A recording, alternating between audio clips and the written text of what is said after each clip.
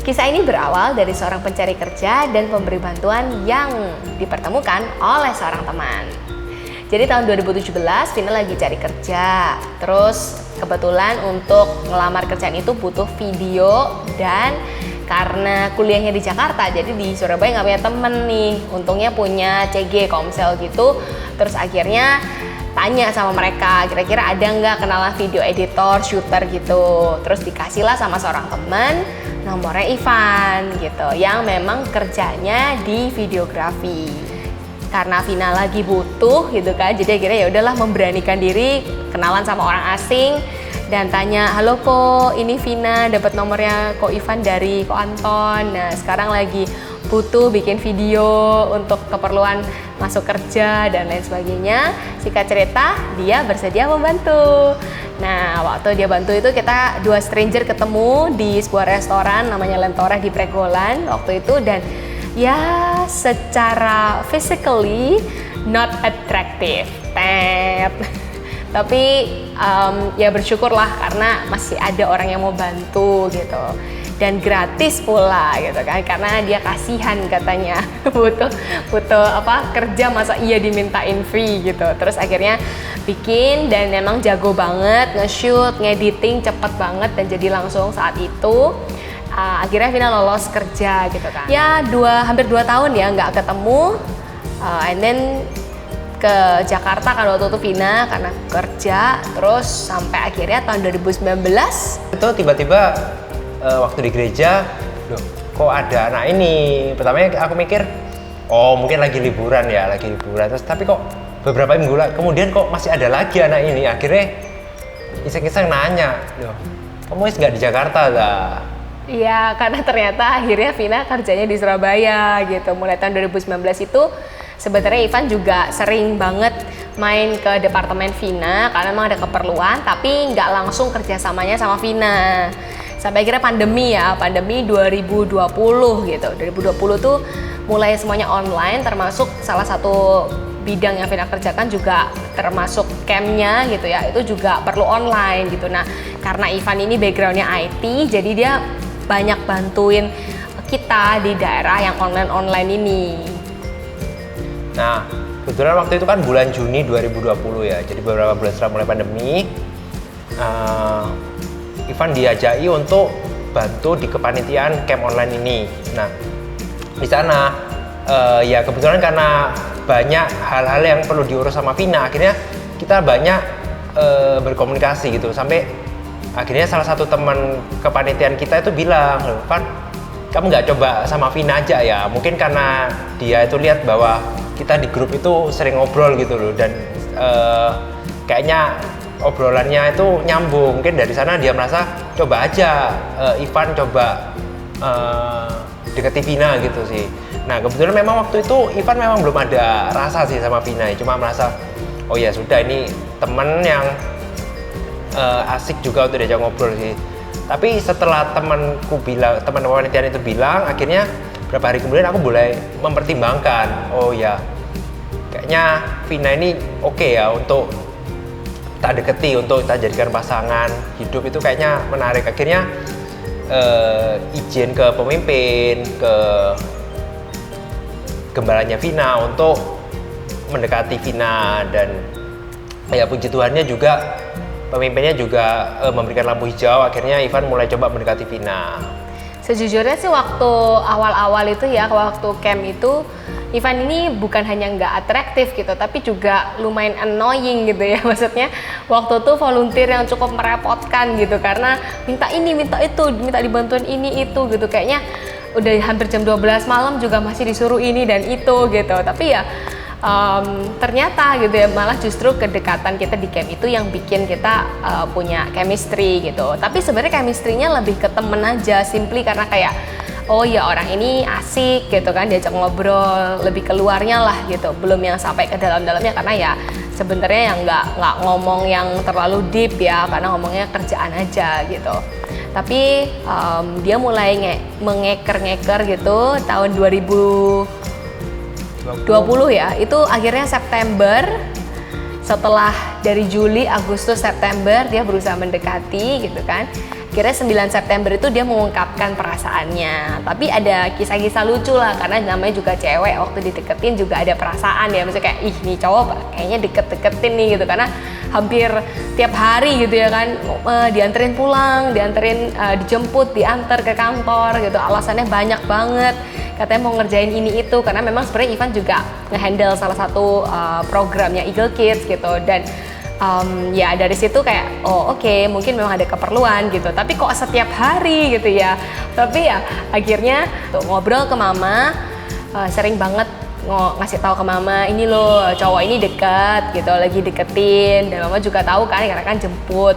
Terus kasih tahu aja gitu kalau orangnya dari Sumeneb gitu kan. Terus kasih tahu ke mama juga gitu, mama pernah nggak ke Sumeneb gitu, taunya pernah gitu. Terus habis itu ceritalah gitu, karena waktu itu perjalanannya tuh pelayanan yang sangat memorable gitu. Jadi waktu tahu mama pernah ke sana, terus mama tuh di hospitality-in sama seorang suami istri yang orangnya ternyata punya ponakan yang juga adalah dulunya seorang full timer gitu. Terus singkat cerita waktu ngobrol sama mama itu ketahuan lah gitu kan, si orangnya adalah Cika gitu. Terus waktu mama cerita itu Vina dengerin dengan Cika ponakannya pasangan suami istri ini. Jangan-jangan ini papa mamanya Ivan gitu kan. Terus langsung tanya, siapa namanya ma? Terus habis gitu dikasih tahu lah namanya. Terus langsung confirm ke Ivan dan ternyata bener papa mamanya. Terus waktu itu malam itu ngakak-ngakak berdua sama mama. Ih kok bisa ya? Kok bisa? Maksudnya ini sesuatu yang absurd gitu. Dan jujur waktu dia mendekati perlahan-lahan itu walaupun belum ngomong, tapi kan ya udah ada feeling dan udah doa juga. Misalnya kayak Tuhan, kalau memang ini orangnya ya minta tanda yang absurd lah, maksudnya sesuatu yang nggak nyangka gitu loh bakal terjadi gitu kan. Ini aneh banget, mana nginepnya itu di kamarnya Ivan dan tahunnya tuh sama gitu, tahun 2017 ketika Vina sama Ivan baru pertama kali ketemu. Terus kayak mungkin selisih 1 bulan itu mama sama mama ketemu gitu kan di tempatnya Ivan gitu. Jadi kayak sesuatu yang agaknya nggak mungkin terjadi gitu sebenarnya. Tapi ya udah dijalanin sampai akhirnya yang 9 September itu Ivan ngomong. Dan sebenarnya Seninnya tuh udah kerasa sih. Jadi Rabu dia ngomong, itu Senin tuh tiba-tiba dapat impresi aja gitu, kayak gimana ya kalau nanti tiba-tiba Ivan ini menyatakan perasaannya, gimana harus jawab gitu ya. Terus ya udahlah, akhirnya beneran terjadi hari Rabu. Dan Vina bilang, kamu butuh jawabannya sekarang nggak? Ya dia oke untuk menunggu ya. Jadi akhirnya Vina bilang, ya bukan sekedar sama pemimpin ya yang penting tahu, tapi juga keluarga tuh harus tahu gitu. Jadi akhirnya Vina bilang, ya kalau kamu mau tahu jawabannya temuin dulu tuh papa mamaku gitu. Jadi akhirnya atur waktu untuk ketemu, walaupun agak sulit waktu itu ya, sekitar beberapa minggu baru ketemu ya. Saya kira ya udah, setelah ketemu papa mama juga at the end keputusannya ada di Vina ya gitu. Jadi ya kira Vina harus memilih gitu. Jadi berapa lama digantung? 1 bulan. 1 bulan harus menunggu jawaban. Tanggal 10 Oktober akhirnya jawabannya keluar. Dan yes, it's a yes buat Ivan. Kita didoain sama coach juga. Waktu itu ya kedua coach kita kan beda komsel, jadi coachnya doain. Dan ya udah, perjalanannya masih panjang gitu kan, saling mengenal, saling membentuk gitu. Tapi paling nggak kita punya visi yang sama gitu, bukan kayak pacaran untuk coba-coba atau main-main, tapi beneran tahu ini tuh apa tujuannya. Kita sama-sama, waktu Ivan ngomong juga bukan kamu mau nggak jadi pacarku gitu, enggak, tapi kayak memang serius, kamu mau nggak jadi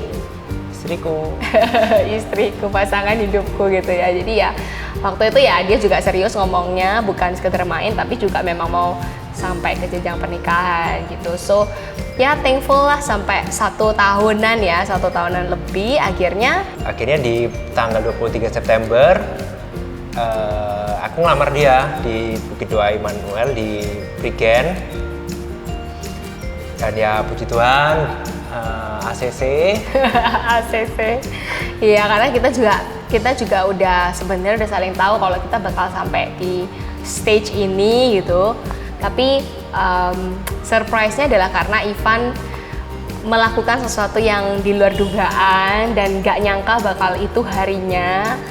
Jadi ya bersyukur aja karena it's not the end gitu kan. Setelah itu kita prepare banyak hal juga. Tapi pada intinya adalah bukan tentang how sweet he is atau gimana pun kerennya dari luar, tapi gimana dia mendekati itu dengan sebuah proses yang indah lah, dari pemimpin, dari keluarga, dari juga teman-teman support gitu. Jadi ya kita thankful lah, grateful juga buat itu. Ya memang selama setahun ini, selama membangun hubungan dengan Vina ini ada up and down-nya lah, pasti ada proses di mana kita berselisih pendapat, bertengkar, tapi satu yang kita pegang adalah kita belajar untuk tidak mudah mengatakan kata putus, kata break, tapi kita selalu mencari jalan keluarnya bersama-sama. Mungkin memang perlu waktu, jadi nggak dalam satu hari itu selesai, tapi ya kita sama-sama komitmen bahwa dalam bangun hubungan ini harus ada komunikasi supaya setiap masalah yang kita hadapi dapat kita selesaikan bersama-sama. Yes, dan mungkin juga kita masih bau kencur lah ya, baru awal-awal, baru hitungan jari lah, belum bisa dibandingkan dengan keluarga-keluarga yang ada. Tapi ya kita mau terus untuk melibatkan Tuhan di dalamnya. Doakan untuk selalu tetap setia dan untuk selalu tetap mengandalkan Tuhan di dalam perjalanan kita, karena it's just the beginning and we are looking forward to see what God wants to do in our relationship. Thank you and God bless you. God bless you.